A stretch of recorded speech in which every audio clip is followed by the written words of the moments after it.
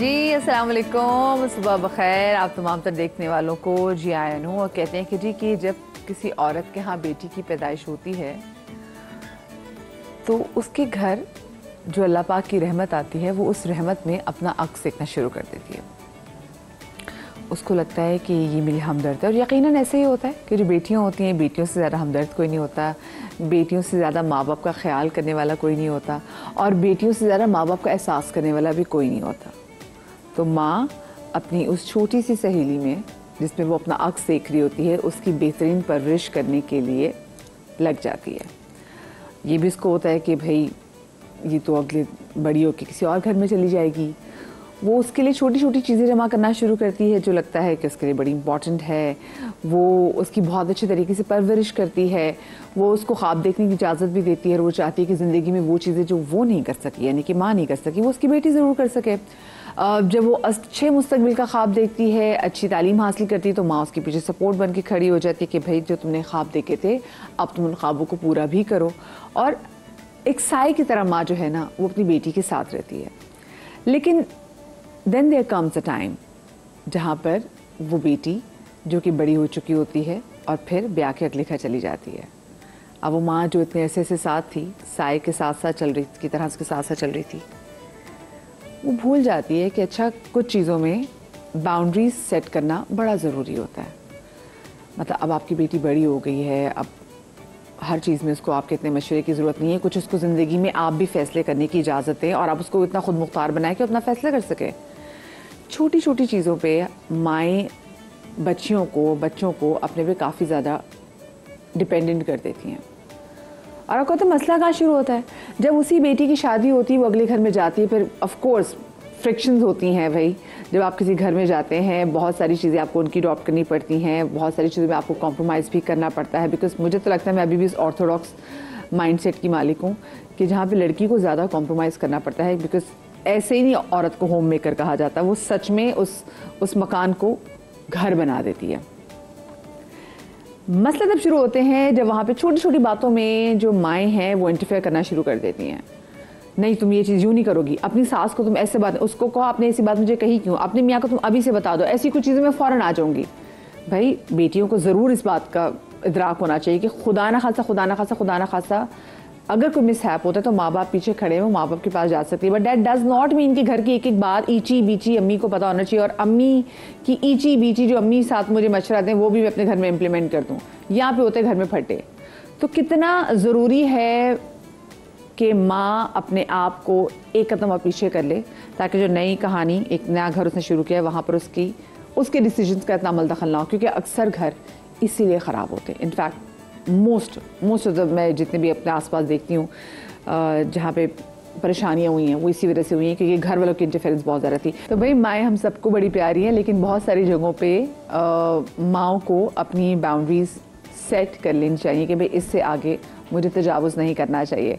तो इसी हवाले से शो में बात भी करेंगे। मेरे साथ मौजूद है हमारी बहुत ही परवीन अकबर साहिबा। अस्सलाम वालेकुम जी, कैसे हैं आप? ठीक ठाक हैं? हमारे साथ फरना नदीम है। अस्सलाम वालेकुम, कैसे हैं? बहुत अच्छी लग रही है माशाल्लाह। आप भी माशाल्लाह, और इतने से बाद मेरे शो में आई और हमारी बहुत ही लो ड्राई देखे ना कितना मजे का लग रहा है, जबरदस्त माशाल्लाह माशाल्लाह। अच्छे लोगों का रिफ्लेक्शन तो आएगा ना। और हमारी बहुत ही प्यारी निदा मुमताज। अस्सलाम वालेकुम, कैसे आप? ठीक ठाक हैं? ठीक ठाक अल्हम्दुलिल्लाह। और जनाब हमारे साथ लाहौर से भी ज्वाइन करी हैं डॉक्टर नबीहा एजाज, साइकोलॉजिस्ट भी हैं। और नबीहा की एक तरह से मुझे लगता है, और हम जो देखते भी हैं कि हमारे जो सोशल इश्यूज़ हैं, जो हमारे रिलेशनशिप के मसले मसाइल हैं, उन पे बड़ी ख़ास और गहरी नज़र। अस्सलाम वालेकुम नबीहा।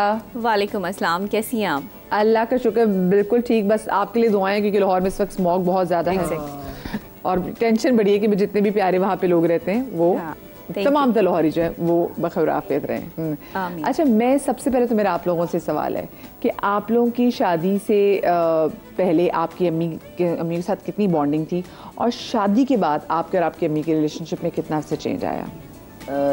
जाहिर है बेटियों का माँ के साथ ज़्यादा ही वो होती है, अंडरस्टैंडिंग होती है। तो हमारे ज़माने में हमारी माँओं ने हमें पहले ही सिखा दिया था कि जाओ अब वो घर तुम्हारा है, सास को अपनी माँ समझो। हमने कभी भी कोई भी प्रॉब्लम ज़िंदगी में उतार चढ़ाव आते हैं, ऊपर नीचे होता है, लेकिन हमने कभी भी अपनी माँ को बताया नहीं कि हमारे साथ क्या है, सिर्फ ये सोच के कि वो एक टेंशन में आ जाएंगी माँ का ख्याल करके। मगर आजकल बिल्कुल रिवर्स है। आजकल बेटियां जो हैं वो इतनी सी बात पहुंचा देती हैं, ये ठीक नहीं है। क्योंकि माएँ होती हैं बहुत जज्बाती, वो अगर कोई ऐसी बात सुनती हैं कि थोड़ी बहुत ज़्यादती हो गई है, तो मैंने बहुत सी माँओं को देखा है कि वो कहती है अच्छा आ जाओ, और वो आ जाओ जो है ना वो फिर जाने वाला नहीं होता, वो फिर आ जाओ ही हो जाता है। ट्रू। तो मेरा ख्याल है कि आजकल की माँओं को थोड़ा सा, जैसे आपने कहा कि कुछ बाउंड्रीज होती है, ख्याल रखना चाहिए कि ये बड़ी छोटी छोटी चीज़ें बाज़ औक़ात तबाही ले आती हैं बेटियों के लिए। और ये सब पे टाइम आना था, सबने जब लड़कियों ने, ख़वातीन ने ब्याह के अपने घर जाना था। वैसे जब आपकी शादी थी तो आपकी अम्मी ने आपको क्या कहा था? हमें यही कहा था कि देखो बेटा, ये ना समझना कि जो आसाइशें इस घर में मिली हैं उस घर में भी मिलेगी, एडजस्ट करना किसी भी तरह। मतलब खुदा ना खास्ता ऐसा नहीं है कि फ़कीरों के घर तुम्हें दे दिया, लेकिन ये है कि बाज़ औक़ात हो जाता है, ऊपर नीचे हो जाता है, लेकिन उसको बहुत खुश उसलूबी से निभाना। और कोई भी बात हो, कोई प्रॉब्लम हो, कोई हो, तो पहले अपनी सास से डिस्कस कर लेना। अगर मियाँ की कोई बात है तो अपनी सास को बताना कि मुझे ये है, ऐसा है, ऐसा है। फिर देखो उनका क्या रिएक्शन होता है। मियाँ से खुद डायरेक्ट बात करो। लड़कियों को डायरेक्ट बात कर लेनी चाहिए। अगर शौहर से कोई शिकायत है, शौहर से इतनी तो फ्रेंकनेस होती है ना, बता दें, सास को बता दें, सास से अच्छा रिलेशन रखें। तो घर में एक बुजुर्ग होता है, एक खातून होती है, वो भी अपना दौर गुजार के आई होती है, उनको तजर्बे होते हैं, उनसे डिस्कस कर लें तो वो बेहतर होता है, बजाय ये कि एक और घर को आप इन्वॉल्व करें और माँ को खुसूसन इन्वॉल्व करें, और फिर माँ जज्बात में आके कोई ऐसा कदम ना उठा ले जो आपकी ज़िंदगी का एकदम पछतावा ही हो जाए। हाँ, ये होता है, ये मैंने देखा है, मेरी अपनी फैमिली में मैंने देखा है कि वो आ गई तो आ गई, अब जाने के सारे रास्ते बंद हैं। क्योंकि देखिए एक टाइम पीरियड होता है इंतज़ार का। मर्द एक वक्त तक इंतज़ार करता है, उसके बाद वो अपने तमाम दरवाजे बंद कर देता है, उसके बाद फिर वापसी का रास्ता नहीं है। तो बेहतर ये होता है कि भाई अंडरस्टैंडिंग से चलें, अपनी माँ से ज़रूर मशवरे करें। बाज़ औक़ात माएँ इतना गलत मशवरा देती हैं कि आप हैरान रह जाते हैं कि ये कैसे इन्होंने कर लिया। आ जाओ, अच्छा जी आ जाओ, हो गया। अब फिर माँ को भी एहसास होता है, और फिर वो बेटी से ज़रूर पूछती है कि आया नहीं तुम्हें लेने के लिए। तो रास्ते आपने खुद बंद कर दिए ना। और फिर पता नहीं किस जोम में होती हैं माएँ कि बेटियाँ अगर हैं, और आजकल का ज़माना तो ये है कि तू नहीं और सही, और नहीं और सही। बिल्कुल ऑप्शंस बहुत हैं। और लड़कियों के लिए ऑप्शन कम है। मैं तो कहती हूँ कि आजकल जो कवानी लड़कियां हैं उनके लिए प्रॉब्लम है, उनके लिए रिश्ते मुयस्सर नहीं है। तो फिर अगर हम मुआशरे में ऐसी अगर कोई आ जाती हैं, कोई डिवोर्स ही आ जाती हैं, तो उनके लिए कितना मसला होगा। बस मसला यही ना, टॉलरेंस ख़त्म हो गया है। और मैं तो समझती हूँ माओं को कुछ कहने की ज़रूरत ही नहीं होती, क्योंकि माएँ जो होती हैं, हम बेटियां होती हैं, तस्वीर होती है माँ की। वो अपनी माँ को देखती हैं कि वो किस तरह घर में चलती हैं। जैसे लोग कहते थे कि जब जिस लड़की से शादी करनी पहले ज़माने में, तो कहते इसकी माँ को देखो। हाँ। अच्छा, बचपन से अपनी माँ को देखा कि किस तरह उन्होंने मेरी दादी की खिदमत की, किस तरह वो घर में करती थी, किस तरह मेरे फादर से बात करती थी, तो किस तरह उन्होंने बच्चों से बिहेव किया। तो उनको देख के हम अडॉप्ट करते हैं। बेटियाँ जो होती हैं माँ को देख के अडॉप्ट करती हैं, तो उनके कहने की ज़रूरत ही नहीं पड़ती। मैं तो समझती हूँ कि हम क्या करें क्या ना करें। तो जब मेरी शादी हुई उससे पहले मेरी बहनें, बहुत बड़ा गैप है हम दोनों में, बहनों में। तो मैं छोटी थी तो मेरी माँ से इतनी ज़्यादा बाउंडिंग थी कि मैं उनकी एज अ फ्रेंड थी, सोती भी उनके साथ थी, बात भी उनके साथ करती थी। कि मेरी बाहर स्कूल कॉलेज में कम फ्रेंड्स होती थी, माँ के साथ ज़्यादा होती थी। तो मैं उनको देखती थी कि बड़ा सब्र था उनमें, सब्र बहुत था।